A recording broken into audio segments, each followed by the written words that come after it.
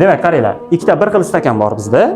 Birinchisida 12 gram suv bor, ikkinchisida qancha suv bor topish kerak bo'ladi mana shu ma'lumotdan.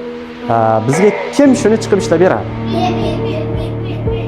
Demak, bizga Dilnura chiqib ishlab beradi. Chiqing. Birinchi stakanda 12 gram suv bo'lsa, bitta stakanga necha gram suv ketishini aniqlab olamiz. 12 ni bo'lamiz 2 taqsim 7 ga. Bo'lish ko'paytirishga aylanadi. 12 ni 7 taqsim 2 ga ko'paytiramiz. 2 bilan 12 qisqarib ketadi. 6 bo'ladi. 6 kira 7 42. Bitta stakanga 42 gram suv ketar. Endi 42 ni 5 taqsim 7 qismini topib olamiz.